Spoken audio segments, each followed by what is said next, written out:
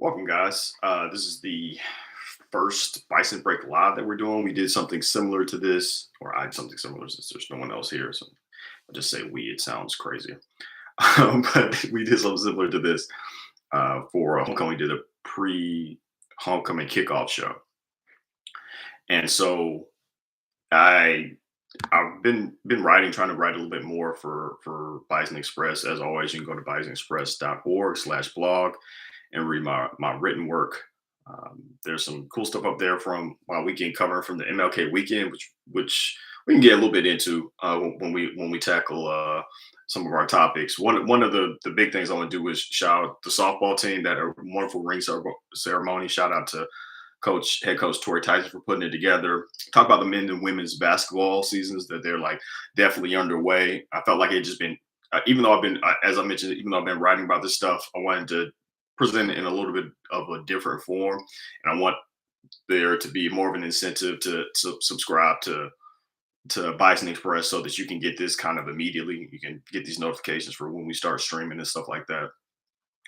And talk a little bit about Ed Reed and Bethune Cookman. Not a ton. A lot has already been said, but because there just seems to continue to be more and more information that kind of comes out of this, just talk a little bit about it from the more like 1,000-foot perspective, because it seems like this is kind of like an ongoing situation because it sparked some student unrest, and so we'll touch on that as well. But I want to start. It's always weird. I try not to celebrate um, death days, but some of them are so famous that you can't really escape it. So Kobe Bryant and his daughter and the rest of the people that are on that helicopter that went down 3 years ago, that was just very, very prevalent. And so I wanted to just take a second to shout out Kobe and his family and everyone else that lost somebody on that day. That was a really tragic and odd way to start the year because it was kind of earth shaking a little bit, and it's weird because I wasn't some huge Kobe Bryant fan at all. Um, at all. I routinely got into arguments with people about how he wasn't as good as Jordan or LeBron. We don't have to get into all that now, but shout out to Carrington. But he just, for so many people of a certain age, he was just always around, and it was just super weird what happened, how it happened, the way it went down. Speaking and just it was just a really weird start to 2020. And then also Sekou Smith, Jackson State alum. He was a sports journalist, worked for NBA.com for a nice little bit as well. And he passed away 2 years ago to this day from complications from COVID. So it's always kind of a jarring reminder about just the fragility of life. Got really deep here, really early, and that was not my early intention. Also, not loving the fact that my mic stand is just doing whatever it wants to do right now. This was always going to be the issue with going live. Usually, I have the wonderful Bison breaks with that are pre-recorded. There we go. They are pre-recorded, and it's a lot easier. It's a lot less stressful, even when there's another person. It's also easier for me to bounce things off of. So it's always super difficult not being able to see how people are reacting to some of these jokes. Is it great or really great? Which is honestly the only two options. But yeah, it's a little bit weird, but I think it's important to have a different medium to consume things. I know sometimes people can just throw stuff on in the car or on in the background. So having audio representation and stuff like that is really, really important. And I've done podcasting for a really long time, and so this is just a little bit of a different format. Obviously, the Bison Break is for the interviewing people that are associated with Howard Athletics, either currently or formerly, or people that are um, in the athletic realm who went to Howard and have a connection to Howard. And we love to do that because this is such a vast network of people that are connected and that have worked in all manner of things. Like we having like former sports and information director Ed Hill was on, and he connected me with so many other people. I got a chance to speak with Jim Trotter. His work at SI and now NFL Network is legendary. I'm gonna get Steve Weiss on there at some point, and Gus Johnson. Those are definitely two people on my list. But we have like and by no means is the Bison Break Live stuff that we're gonna be doing on a weekly basis is that supposed to replace just the regular Bison Break. That's still really really important, and that's something I still am very very passionate about. It's just something a little bit different, and we got one really really big guest next week, and to pick up some more now that kind of everybody's settled into this year. I know like trying to do interviews and stuff like right at the beginning of the year and trying to hit the ground running was a little difficult. It was a wee bit ambitious, if I'm being honest. A wee bit ambitious, but we ball, we roll, and we move with it. So I mentioned the softball ceremony that I went to on Sunday. It was at Cambria Hotel. It was a really nice event.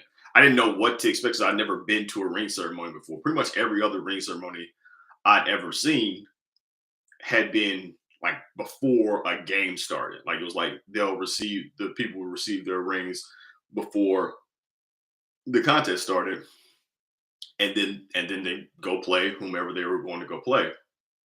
I actually like this a lot better.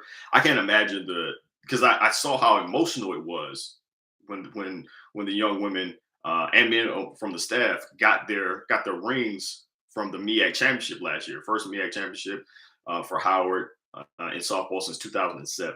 So again, shout out to that coaching staff and those players for being history making in a large aspect. That's 2007.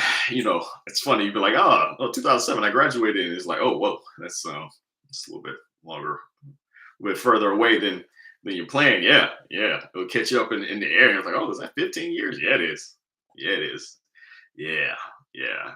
If you're not feeling your age now, don't worry. When your knee hurts for no reason at all in the morning of on the January, you'll feel it then too. Or if you catch yourself acting like you're still young, um, trying to go out or trying to work out hard, which caught me this weekend. Thought I hit a throwback real quick. I was like, oh, I woke up the next day. It was not so.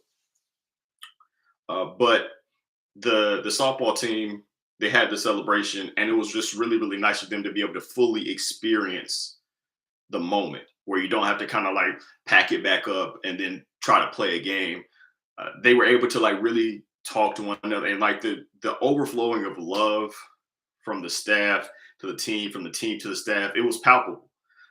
And so obviously you can say anytime a team wins, yeah, everybody loves everybody. It's easy to love a winner, but you could really feel they had been through so much in terms of the Coach Tyson has only been at Howard for a short period of time, and part of that time was like right at the height of COVID and stuff. So like she's had to deal with a lot just trying to get the program to a certain place, and she's done so much in so little time, and you can tell how much the players trust her. That was evident. Kalitha Dennis, who I thought did a fantastic job. She's a current player on the team and was on the championship team last year. She did a really really good job of just expressing that. She had like, an entire speech written out, like for real, and it was honest and heartfelt. She had shared some of the words Coach Tyson had with her, and Coach Tyson does this really cool thing. She had been doing it since she was a position coach, where she writes uh, handwritten letters to her players, and it's just really like to have a coach that cares so much that is that dialed in and has that sort of a connection with their players is I think is pretty rare in any sport, regardless. And so you can obviously tell that they appreciated it. And so it was overwhelming. Then Coach Tyson got over and spoke to her relationship with these young women because I'm imagining that as a coach at a college level, you're seeing not only the growth in them as athletes, but as young men and young women, and that's got to be maybe like doubly um, enriching and enjoyable because you get to see not only their maturation on the field or on the court, but you get to see it off of that as they become young adults, which is obviously more important than what they're going to be doing on a court because that's how you're going to be in the other 95% of your life, regardless of what you end up doing professionally. I also appreciated the love that the team got from other people that were outside of um, that were outside of just those that played and those that understood in the staff. You had, I just want to give a quick shout out to some of these people: Athletic Director Harry Davis, Senior Associate Athletic Director Siobhan Mansfield, Paul Bowden, Daniel Marks from the men's basketball team, Steve Ongley, also from the men's basketball team. Uh, I really appreciate that there were so many people. You had multiple people from Bison Express board that went as well. I just really appreciated how much love they get because softball isn't necessarily one of the sports that we talk about as frequently. We talk about basketball, largely men's basketball I'm talking about on a more national scale. Women's basketball, I think, is finally starting to get its due, but that's still a long process, and obviously college football, which is kind of drives the boat for a lot of these programs. But the softball team, not only are they a really good representation on the field, Coach Tyson talked about how great these student athletes are in the classroom and as representations for Howard University. I think maybe sometimes that can get lost in all of this stuff because you're a student and you're having to represent all of these people, not just the people you go to school with right now, but the people who have come before you. And I'm not sure if you've ever recognized this about how we're kind of big on legacy and history and the people that have walked halls before you. And so that's a lot of pressure, and to have this type of group representing the Bison, it should make everybody feel good. And so but it was nice that they got their flowers. That it was nice that, hey, this isn't getting kind of shuffled back to the side because this isn't necessarily the first or second sport you think of when you think about college athletics. Like they're here, they're winning, love a winner. Howard loves a winner, and so winning me a championship, and it was a part of Howard won the Mary McLeod Bethune Women's All Sports Award last year. It was the first time since 1992 that Howard had done that, and it's basically just recognizing all women's sports for any of the MEAC institutions. How's it going? And Howard came in first, and like it's the volleyball team, it's the basketball team, like the women's sports have been doing really, really well. And I made a promise to you all I was going to try to do a better job of highlighting them because they're winning. I mean, it's easy to kind of get trapped into basketball and football, men's basketball and football, but the women are out here marking it, and so like they deserve the support financially. They deserve the support with people in the stands. Um, and I think they're going to do big things. And obviously, Coach Tyson does as well because their first game is against the Tennessee Volunteers, February 10th. I think the schedule just dropped on hebison.com. That's also always a really good reference if you're trying to find a calendar or a write up of a game. Obviously, you can go to bisonexpress.org/blog for my write ups. But I can't get to every single game, and so like if you're looking for, like, they had a really good piece on track and field. Shout out to the 4x400 relay team. They just broke a school record. Did really well. Jessica Wright, who was on both the relay team and came in second place in the Carolina Challenge a few days ago. She's actually the athlete of the week this week, so shout out to her. Um, Really, their track and field's been really, really impressive. And so, but yeah, the Coach Tyson obviously believes very highly in the softball team because they're playing Tennessee. Tennessee's, I think, ranked. 12th or 15th. I can't remember. They're in the top 25 of the rankings to start the season. And there's a couple more Power Five schools that they're going to play in their first five in the first tournament of the season. And I mentioned that we did a Bison break live during the pre homecoming kickoff show. And when I talked to Coach Tyson for the show, she was talking about, hey, she really wanted to prepare the young women for what they'd be walking into. You know, like it's one thing to win the MEAC, but then when you go to the NCAA tournament, these are, you know, really, really big fights. And hey, this might be the first time in a while that you played a team maybe of this caliber, or maybe that's what you're thinking at least. Anytime you're coming from a school that isn't necessarily expected to be there, there can be some of those deer in the headlights sort of moments. And so she wanted to alleviate any of that. And so that to me lets me know that she's confident in what's going to be happening moving forward. Like you wouldn't be preparing for, hey, we're going to be playing these tough teams early on in the season like this. You wouldn't be feeling like that if you didn't think that, hey, there's a good chance down the line we're going to have to play these teams in a non-regular season set. Let's put it that way. Yeah, they're going to be playing Indiana. They go Tennessee, Southern, so that should be a nice fun game. Prairie View, A&M, and then Indiana and Louisville. So all that's in the course of over a course of 3 days of the NFCA D1 Leadoff Classic.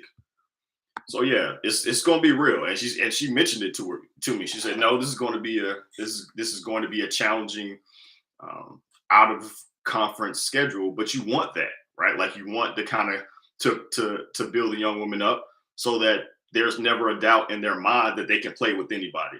You know what I mean? Like you don't want doubt creeping in, and if you've done it before, that takes away a lot of that doubt. So shout out to Coach Tyson. Speaking of really good coaches, Coach Grace.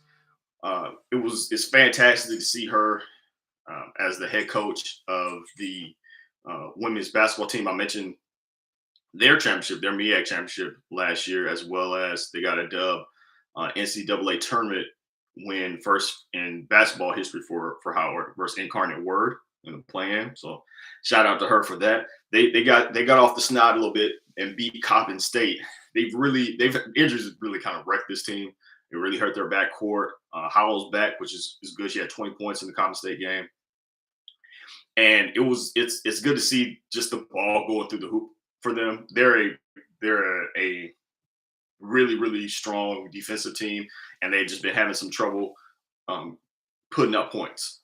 And so even if you can play defense well, that's going to get you in some trouble, because then if the shots aren't falling, then you're constantly in transition defense, and no one is as good in transition as they are in the half court. And I thought that was hurting them a little bit over this most recent stretch. So it's good to see them do well. Good to see Al play well as well. For the men's team, they've been rolling, man. It's like it's been really, really fun watching this team come together. They have 4 straight wins. They had a really, really tough out of conference schedule to start this season too. Let me pull up their giant. But they're now 12-10, 4-1 in conference. Their only loss was to UMES. UMES got on top of them pretty early, and they weren't able to close the gap enough. They lost 73-82. But since then, they beat Morgan State, which was a really, really big game. Who was tied for number 1 at the time. Norfolk State, who was number 2 at the time, they beat them. And I think the Norfolk State game, and they came on the heels of that UMES game, that was really, really important for them, because Norfolk State had gotten out to a really, really big lead. I think got up to 16 points at one point. They were down double digits at halftime, and they just kind of kept fighting and got back in the game, got to the free throw line, didn't turn the ball over, which can be this team's bugaboo a little bit. Like there have been some times when they've turned the ball over and it's really really hurt them defensively because then they're in scramble mode and no one does well in that situation. They got on top of it, and then Norfolk State, in a weird twist of fate, they actually got a technical for leaving the bench with I think it was 1 2 seconds left in that game, and they had been warned earlier about it. So don't be salty about it, or do I don't care. Howard ends up going to the free throw line and icing it away. So down by a bucket, getting a technical was a happy circumstance if you're a Bison fan. But I think the way they won that game, just battling back into it, and then they kind of get rewarded in a non-traditional way, getting that technical call. And I think that kind of just like settled them down a little bit because then after that they played uh, Morehouse in the MLK Classic. But before I get to that though, they did. I want to shout out, and I wrote about this for on Bison Express as well. They did a really really good job with Mama Toto Village, who is an organization devoted to Black maternal health. So it's prenatal stuff. It's postpartum. They're able to the men's team wrapped a ton of diapers. They organize baby clothes. Like at the beginning of the season, Coach Blakeney challenged the young men on the team to, hey, find something that you're passionate about. Find a service project that you're passionate about, and we're gonna go out there and do something about it. And they did. And obviously, there's been a lot more conversation about Black maternal health lately and how much more likely Black women are to die in the process of giving birth. There's, I mean, it's terribly scary. Um, Anytime I hear about any one of my female friends becoming pregnant, there's a little bit of me like I'm always happy, but for my Black female friends, there's a little bit of me that is a little bit scared because the more you read about this, the scarier it is, and there seems to be like some systemic breakdowns about what is and isn't happening, and hopefully institutions like Mom Total Village can help in some small way to ease that burden on Black women. And so I love the fact that the men's basketball team had this idea and is following through. So shout out to Coach Blake for doing that. Shout out to Daniel Marks. He was great and gave me an invite, which I was really appreciative for. So I got a chance to write about it and take pictures and stuff like that. And so that was huge. And so to do that on the heel, that was literally a day later that they had a 4-hour shift at Mama Toto Village, and then to come back the next day on that Monday and play Morehouse was emotionally that could be a lot. Like I think they were probably favored to beat Morehouse in that game, but emotionally that can be just a lot. It can be emotionally taxing, physically taxing because you're not having really that day off that you would at least one day off unless you're in tournament play, unless you're in conference tournament play or something like that you get. And so that can be emotionally and physically taxing. Speaking of physically taxing, though, this team is really, really interesting in the fact that, particularly in the first half, Coach Blakeney has gotten to these large mass substitutions, like 5 guys in, 5 guys out. You don't usually see that at this level, and you certainly don't usually see it nowadays. That's something that like Dean Smith would do with like the blue-white team back in the G. Calipari kind of most recently and most famously did it at Kentucky just because he has so much talent on there. And Coach Blakeney, I've noticed in some of his pre-game conversations and sometimes even post-game conversations, he talks about wearing the other team down. And if you have 10 guys who you feel confident that you can roll out there and not lose anything, right? Like now, the second half, I've seen him, change that a little bit, but he asked a lot of his guys, and that they're a team that's in really, really good shape, and they believe in their stamina. They believe, hey, we're going to wear on you a little bit. You know what I mean? Like they don't have. I wouldn't consider what the Howard's team has a ton of size. They have good size, And I really like Kobe Dixon and what he's given this team. He's 6'8", 6'9", and he just seals his defender really well. He has got like really nice feet for a big, soft hands around the cup. I like every time that they don't do a ton of it, but they've run the offense through him a little bit at times. And when he's gotten down and done the work, he does his work early, right? He'll get down the court and get his man on his back, and he'll get a deep touch in the paint. Like that's him doing the work before the ball is even necessarily in a position to get to him. And so good on him for doing that. I really like what he's giving them, but it's not just one guy. It can be different guys. So Marcus Dixon in that Norfolk State game, he had I think a career high of 24 points. Or it might be Bryce Harris, who does a lot for them and has a nice inside game and an outside touch to go along with it. Obviously, everybody knows about Shai Odom. He's 5-time Rookie of the Week so far in the MEAC. Got a good chance of being Rookie of the Year this year. Jordan Wood has had his games as well. And I really just and Jelani Williams. Jelani Williams will come off the bench and give you 18 or have a big game. And so even in that Coppin State game that they most recently had, 4 guys were in double figures.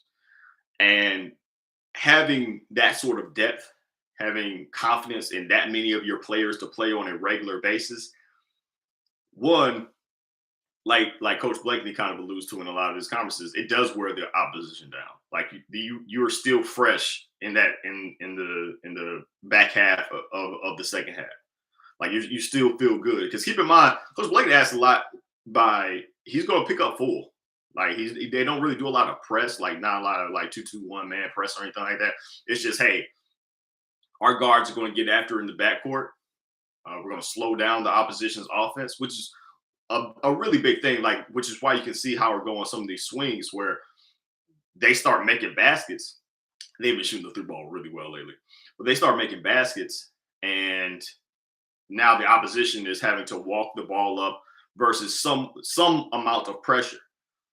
And that wears down the opposition's guards, but also gets you into your offense later. And so you'll see some of these possessions that the opposition is putting together and not very good, because it's taking them so long to kind of get into their offense. And now they're racing against the shot clock to try to put something up, and it's throwing off the rhythm of their offense. Like that's like an additional thing that Howard has been able to do. I mentioned the depth. There is one guy I really, really want to shout out just because I really enjoy watching him play, and that's Elijah Hawkins. He's a smallish guard, about 5'9", but he's incredibly quick. And he's got the handle to go with it. And so he's able to break down his opposition's defenders a lot. Like you'll see if teams really feel like they don't have anybody that can stay ahead in front of them, they'll switch to zone. Just because he can really give you some issues, because what he's going to do is he's going to break his defender down, and then he's going to get into the paint. And despite the fact that he's a little bit smaller, you can't rush him. Like he's not rushed at all. He still feels confident as the defense draws in, as the bigs come up usually.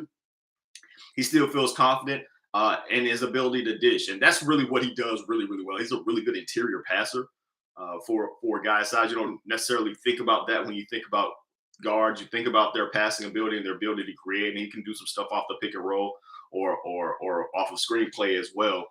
But his ability to not need any sort of help and to just break a defense down, and now the other team is helping, they're rotating, sometimes over helping, and that leaves those phalanx of shooters that Howard can put out there at any given point. And that leaves them with good looks. And I think that's the reason that they've shot a really a good percentage from 3 lately, is the fact that it's all happening within the course of the regular offense. They really enjoy those driving kicks and the ability of Hawkins to be able to do that. And Hawkins is a really good shooter. I think he's probably got the best range in terms of catch and shoot range on the team. He is very, very confident in his shot, and he should be. Like Coach Blakeney, I think, mentioned it last season. Like he's one of the better guards in the nation. He can flat out play, and you see it with the way Howard's offense rolls, because they're averaging the most points per game right now in the MEAC, and so that's how real that team can be, and it's really really nice to see them rolling. It's good to see them playing well. They have their identity. We're probably halfway through, I guess, the season now, maybe a little bit more, and they know who they are. Like you're getting the consistency of the team.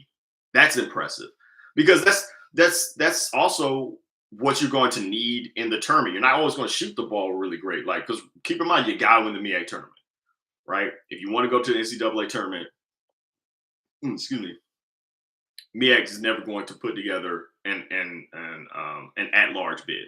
It's never going to happen. And that's indicative of the fact that every time a MEAC team wins, they're in the play-in.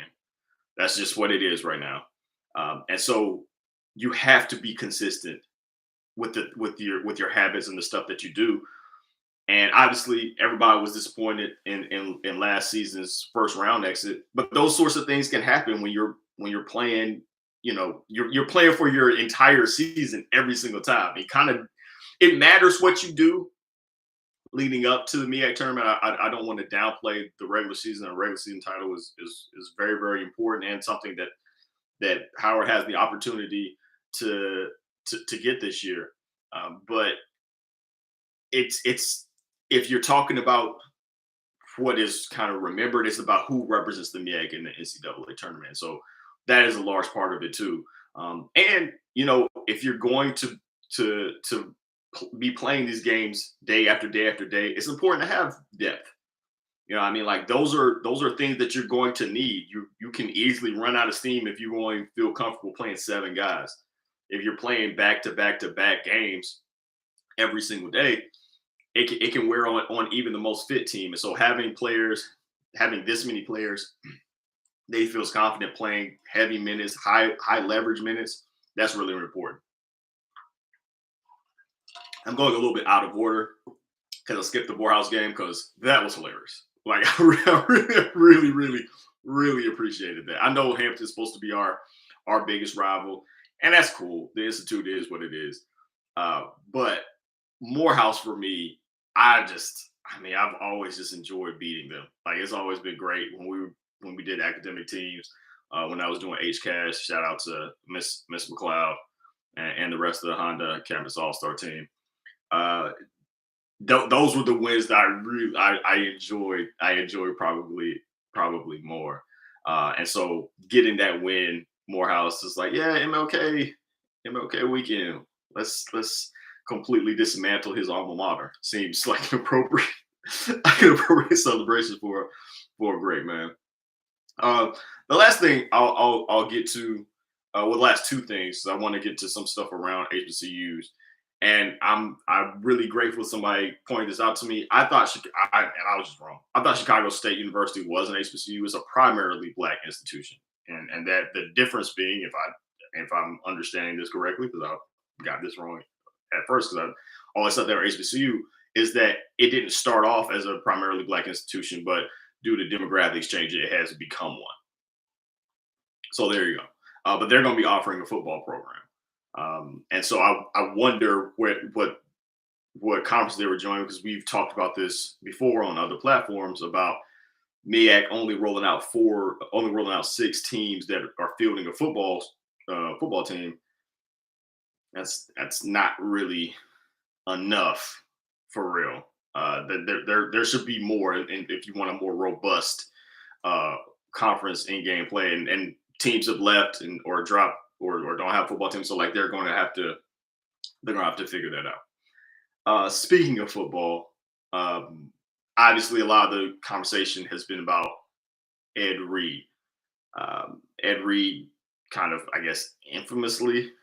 Well, I was going to say resigned because he got on Instagram Live and like had a whole thing. But if he was never gets offered, like formally offered the contract or offered the job, then I don't know if it's resigning. I know he's put like gone on a BCU newsletter, letterhead rather. I don't know. It looked kind of ill-fated from jump. Because I think that he, after the initial signing, he then hops back on Instagram Live to kind of express his discontent with some of the things that were going on at the university. Most specifically, things like there was trash on on campus, and his own office wasn't ready, which was weird because he mentioned even in the live that he hadn't officially started. So I would assume school had not cleared out space for him because they were going through some stuff. So I don't know, but I think I'm not 100% sure how it got so bad so quickly. Publicly lambasting your employer on social media, especially given the platform that Ed Reed has, and that all the eyes that were already on him after the initial hiring, or at least the announcement of the hiring. It was going to ruffle some people the wrong way, particularly when you haven't done anything yet. Like, you've only been there a month, and any new hire knows, just from any other walk of life, it's going to take a second. Even if you might think, hey, this is inefficient, we can do things better this way, it's best to kind of get the lay of the land first. And I think it was interesting the fact that while Ed Reed is obviously a black man, he didn't attend an HBCU, and I would like to know, and I haven't seen him talk about this, about what his experiences were like dealing with HBCUs before he took the job. Uh, and I think, and I when I wrote about Ed Reed's getting the job, one of the things that I kind of alluded to was like, look, this is his first head coaching job. He had done some position coaching previously in the NFL with the Bills, but this is his first head coaching job. This is the first time he's running a program, and that is a lot different from being a position coach for a year. Like, you're really learning on the job, and you're learning in a very, very uh, difficult job, just to kind of learn all the things. Not like he hadn't done this sort of coaching before, and he certainly hadn't put a program together, because it's kind of like a mini CEO almost job. Yes, it's about coaching, it's about football, but it's also about a lot of other things. One of those things is how you deal with alumni and administration. And kind of since this whole thing unraveled, he's been um, very, very vocal about his displeasure with people. He posted some DMs he and Shannon Sharp had, which anytime like famous celebrities start posting DMs of other conversations they've had with other celebrities, I mean, it's not usually great. Like, it's not usually, if you're thinking about doing it, you might want to just like give that one a second, sleep on it a second, because it doesn't seem like that ever lends itself to anything positive. Um, he had, there was a conversation he had while on the Roman Martin show about Deion Sanders offering him the Jackson State job, which was weird because it's not really his to offer. I don't know. There seems to have been a lot of kind of unraveling since then, and so it just doesn't seem like he had that part of the job in his bag, like the part where he needs to kind of like go along to get along.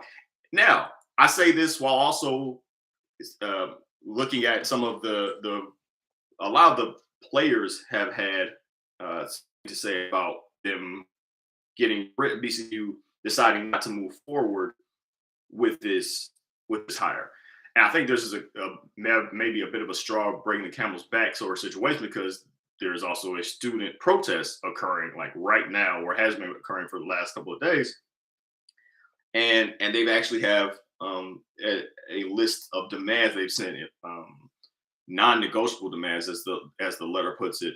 And I'll read this, and this is from HBCU Pass. Is a really good Twitter site. I'm always going to try to shout out Twitter sites that Twitter, either Twitter accounts or websites that do a really good job of covering HBCU sports, because it's impossible to know everything about everybody. So if you just read up in HBCU Game Day, Yard Talk HBCU, there's some really, really good sites that and good reporting on this stuff.